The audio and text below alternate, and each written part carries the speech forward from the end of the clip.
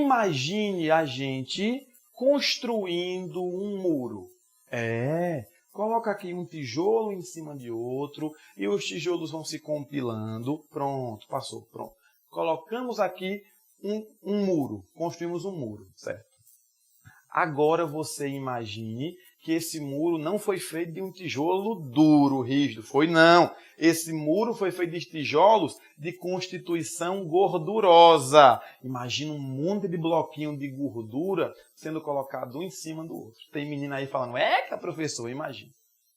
Agora, essa gordura oleosa, gordurosa, imagine eu pegando uma série de cerâmica que você bota na sua casa, e eu vou tentar encaixar nesse muro. Essa cerâmica, ela vai ficar parada, fixa, ou ela vai ficar móvel?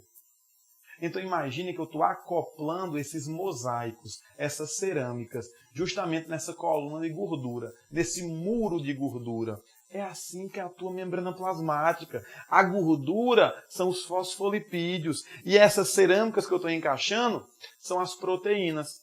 Pois assim é a sua membrana plasmática. Dois caras, um chamado de Singer e outro chamado de Nicholson, falaram, Singer e Nicholson, que a tua membrana biológica ela tem um modelo de mosaico fluido. Mosaico fluido. Mosaico fluido. Mosaico fluido. Mosaico fluido. Mosaico fluido. Tá, professor? Para de besteira, para de bobagem e me explica aí os aspectos mais importantes sobre a membrana plasmática. Tá bom, bora começar falando da forma dela? Vamos começar falando da morfologia da membrana. A membrana plasmática ela é formada por fosfolipídios, uma dupla camada, com proteínas associadas a esses fosfolipídios. Essas proteínas associadas, nós vamos ter vários tipos. Eu tenho, por exemplo, proteínas que se ligam firmemente e atravessam a membrana. Elas estão em contato tanto com o meio externo da célula, quanto com o meio externo. Elas atravessam a membrana. São as chamadas proteínas intrínsecas. Mas tem proteína que está ligada fracamente à membrana. Ou ela está ligada no lado de dentro, ou está ligada no lado de fora, nunca atravessando. É o que eu chamo de uma proteína extrínseca. Os fosfolipídios é o principal tipo de lipídio constituindo das membranas biológicas, das membranas plasmáticas. Só para tu anotar, a membrana plasmática é o mesmo que plasmalema. E os fosfolipídios, eles dão fluidez à membrana, constituição à membrana plasmática. Só que tem outro lipídio na membrana. Só que o fosfolipídio não é único. Nós também temos o colesterol, que ele dá rigidez, ele confere rigidez à membrana plasmática. Eita, professor, toda célula tem colesterol? Eu te disse na videoaula passada, se tu não assistiu, procure e assista a introdução à histologia, o que toda célula tinha, não foi? Eu falei colesterol? Não. Existe, na verdade, algumas células não têm colesterol. Por exemplo, as células vegetais. As plantas não possuem colesterol na sua membrana. Tranquilo? Mas na membrana, nós também encontramos uns açúcares, uns carboidratos. E nas células animais, esses carboidratos formam uma estrutura chamada de glicocálix. O glicocálix, ele vai ter um pelinho que envolve a célula. Ele vai ser um pelinho que envolve a célula, conferindo a ela várias funções. Por exemplo, a principal função desse pelinho, desse glicocálix, é a função de reconhecimento celular. Imagine que eu pego meu sangue e coloco dentro do seu, uma transfusão sanguínea. Se o seu sangue não for compatível com o meu, as suas células de defesa vão olhar assim para o meu sangue e dizer, valha, esse sangue não é meu não, eu vou destruir, eu vou atacar. Como é que uma célula tua de defesa, um leucócito seu, sabe que aquela hemácia é minha e não sua?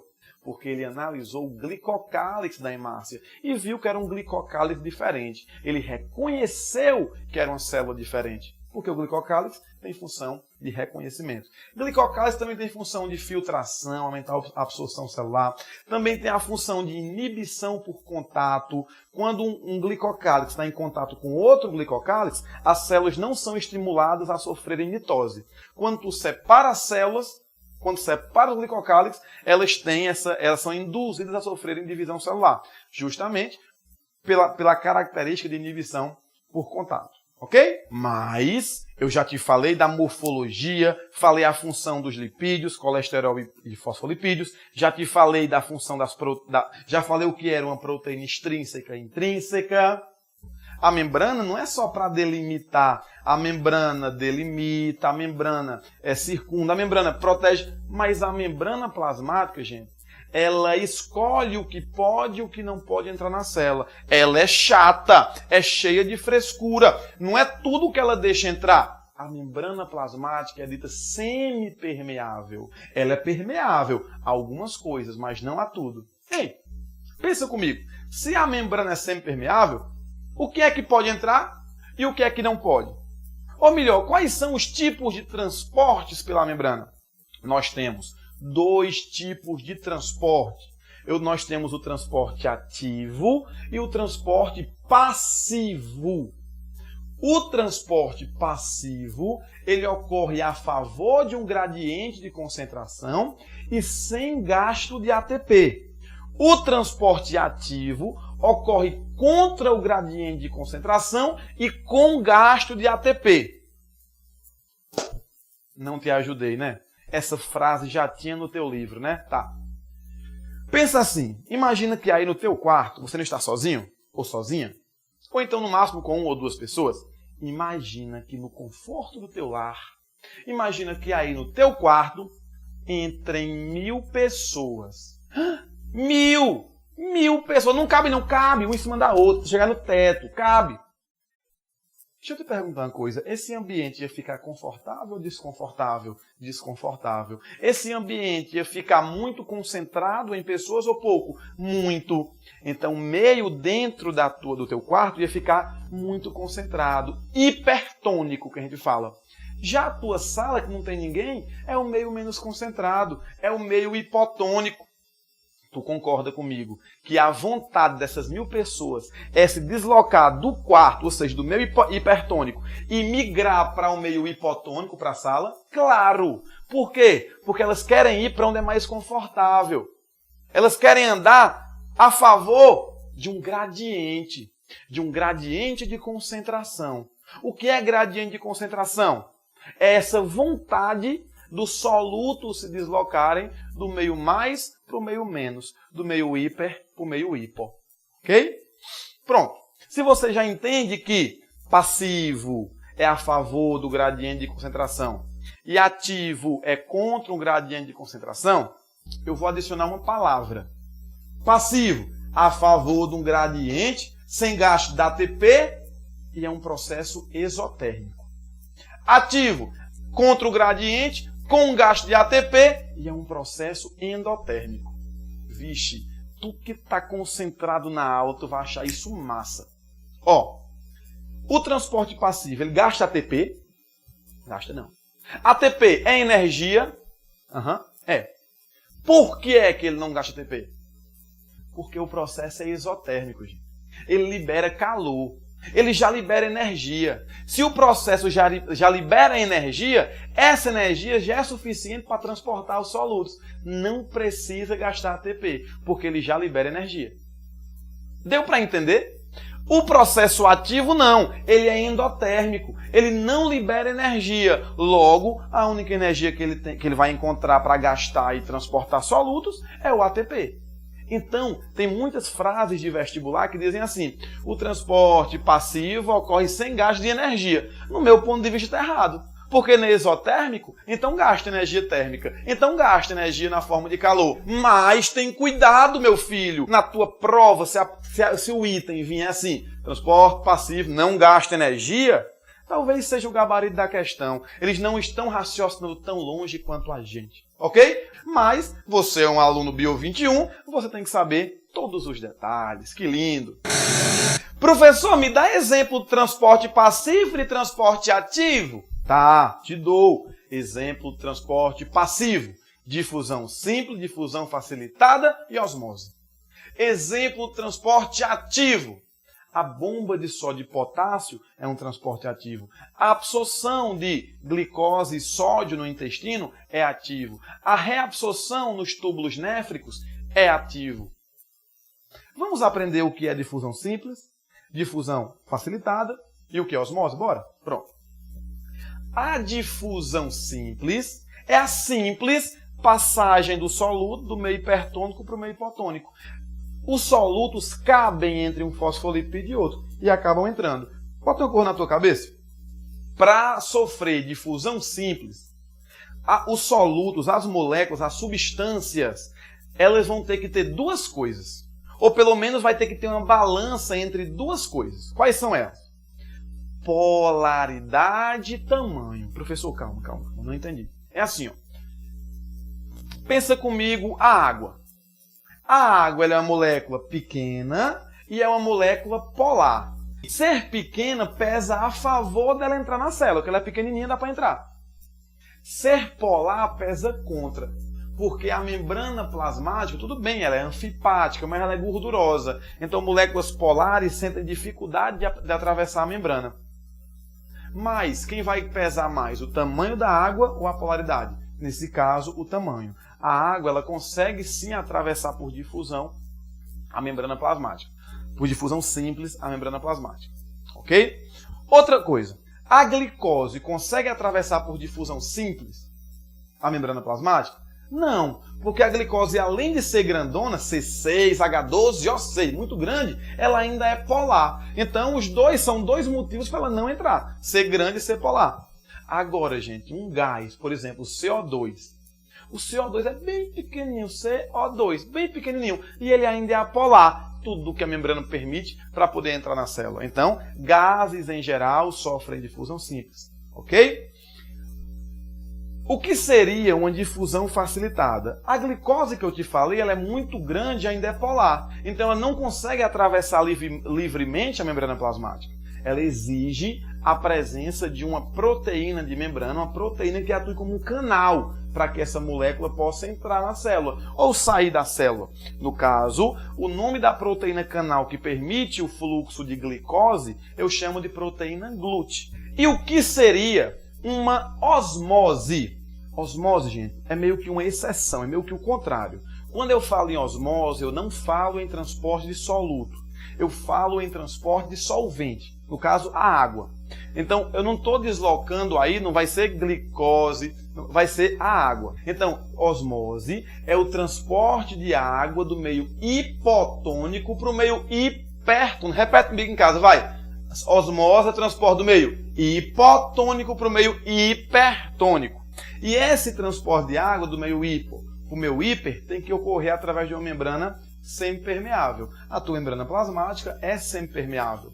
Imagine o seguinte experimento. Olhe para o esquema. E nós temos aí três soluções. Uma solução hipertônica, uma solução isotônica, de concentrações iguais, e uma solução hipertônica. Ok? Imagine que você colocou uma célula no meio hipertônico. Ei! Se a célula está em um meio hipertônico, ela é hipotônica em relação ao meio. Então, a água vai do hipo para o hiper, vai da célula para fora. Então, nesse caso, a célulazinha vai murchar. A célulazinha vai sofrer um processo chamado de plasmólise. Ok? Vai sofrer um processinho chamado de plasmólise. Se ela sofreu plasmólise, essa célulazinha está plasmolizada. Se eu colocar agora essa célula no meio isotônico, o que acontece com ela? Nada. Não vai ter osmose. Se eu coloco no meio hipotônico, a célula vai ser hipertônica. E a água vai entrar do meio, que é hipotônico, para dentro da célula, que é hipertônica. Logo, a célula vai inchar, e eu chamo esse fenômeno de turgência. Certo? Então, você tem que sair dessa aulinha sabendo o que é plasmólise e o que é turgência. Gente, se essa célula que foi colocada no meio hipotônico, eu deixei ela por muito tempo lá, ela vai inchar tanto, pá! Estoura! Ela vai inchar tanto que ela vai estourar, ela vai sofrer uma plasmoptise. Se fosse uma hemácia, eu ia adicionar alguns sinônimos. Plasmólise, no caso da hemácia, eu chamo de crenação. Plasmoptise, eu chamo de hemólise. Sinônimos, tranquilo? Ótimo. Nesse vídeo, eu não vou te explicar a osmose em células vegetais, porque nós vamos ter um videozinho específico para falar da osmose em células vegetais, tá bom? Então procura no nosso canal que você vai encontrar a osmose em células vegetais especificamente. Ah, professor, me ajuda, estou desesperado, minha prova é amanhã, eu não entendi, eu não vou conseguir fixar. Tem nada não. Vamos aqui cantar uma musiquinha para que você nunca mais confunda esses processos de transporte passivo. Bora, bora, vem! Então, observe a primeira parte da música que fala bem assim, ó. Para pa pa pa pa pa pa pa pa pa para pa pa pa pa pa pa pa pa pa para pa para pa para claque bum. Aprender membrana plasmática é para qualquer um. Olha que fácil. Transporte passivo que vai transportar a favor do gradiente ATP não vai gastar, podendo ser difusão simples ou facilitada, soluto hiper pro hipo até ficar equilibrada. Olha de novo esse trecho da musiquinha, ó. Transporte passivo que vai transportar a favor do gradiente, anota isso. E ATP não vai gastar. É um processo que não gasta ATP. E quais são os exemplos? Ó, podendo ser difusão simples ou difusão facilitada. Nesses processos, o soluto vai do meio hipertônico para o meio hipotônico, até atingir a isotonicidade, até atingir o equilíbrio. Continuando, ó. Osmose vai do menos para maior concentração. Tô falando é da água, não se esqueça disso não. Célula dentro do hiper vai ficar plasmolizada. No hipo fica túrgida, plasmoptise estourada. Olha só a explicação desse trecho da música. A osmose, ela vai do meio menos concentrado, hipotônico, para o meio mais concentrado, hipertônico. E eu estou falando de quê, gente? Da água. Osmose é solvente, esqueça disso não. Se eu coloco a célula dentro de um meio hipertônico, ela vai sofrer plasmólise, vai ficar plasmolizada, lembra? Se fosse uma hemácia, eu dizia que ela está crenada. No hipo, fica túrgida, absorve água, muita água, fica túrgida. Se ela estourar, eu chamo de plasmoptise. Se fosse uma hemácia, eu chamaria de hemólise. Então vamos cantar aqui a musiquinha mais uma vez para você fixá-la. Assim, ó.